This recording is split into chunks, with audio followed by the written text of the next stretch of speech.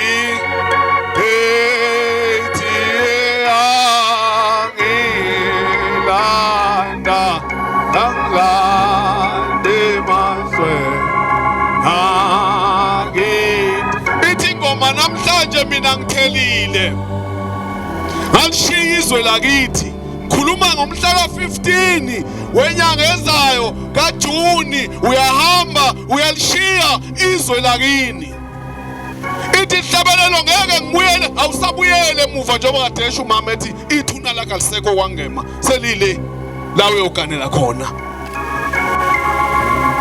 ithuna lakho liwasindana awusewongcwatshwa kwangema ithi ingoma bantwana basezulwini sekuseduzane ngomhla u15 ususeduze kabi akusena kujikela emva kwendlu ithi suka nkungu emehlweni nami ngiphinde ngiyibone leyo nsika eyangilanda emazweni akithi kunothando lolu uthando lolu ngekhathi wena uqala ukubona lensizwa ibika kuwe waze wena waba nayo leyo nsika yalomlilo leyo nsika iyo ke lekuthathayo namhlanje insika yalomlilo ekususe emazweni akini ithi ngeke uphinde ubuyele emuva uyofela khona njengoba kade besho umama bethi akuna divorce uyofela khona ukuyiphatha kahle ke emzini uthanda abantu basemzini injabulo uyikhandela wena futhi nobubu uyikhandela kuwena empilweni ke ngizoba mfishane bese ngehlela ngezansi empilweni ke kulula eyintweni ezilishumi kuye kube khona into enegative mhlambe sibe u9 bese kuba khona epositive okuyiyona ongabambelela uyakwazi ukubambelela entweni uthatha injabulo ngento eyodwa ubambelele kuyo amen uma injabulo yakho kuyinto ethile kulezi zinto ezu9 enegative ongajabuli ngaze emzini hlala kulena ojabula kuyo bese yona uyimultiplier ikwenze wena ukuthi uhlale emzini ngoba at least ikhona okukodwa okwenza ujabule emzini amen thanda indoda yakho kunezimo ezifikayo bekumnandi ninonke manje senihlanganiswe ngokomshado, nahlanganiswa ngabazali, nahlanganiswa uNkulunkulu. Beninonke ningakahlanganiswa abazali, ningakahlanganiswa na umshado ohlanganiswe uNkulunkulu, unyazi lwezulu. Manje kunezimo ezifikayo, kuyenzeka ngelinye ilanga uthola ukuthi nijikelwa impilo senisemshadweni. Ningathi manijikelwa impilo, impilo ijikelana financially, impilo iyakujikela nangokugula. Uthola usuyagula noma umnyeni wakho uyagula, ungabe sewujika ke wena uphelelwa uthando ngoba imali ayikho, noma umnyeni wakho usuyagula, uyohlala naye ebuhleni nasebini. Umzimba wakho uyinyama yakho, uwamathambo wakho. Amen.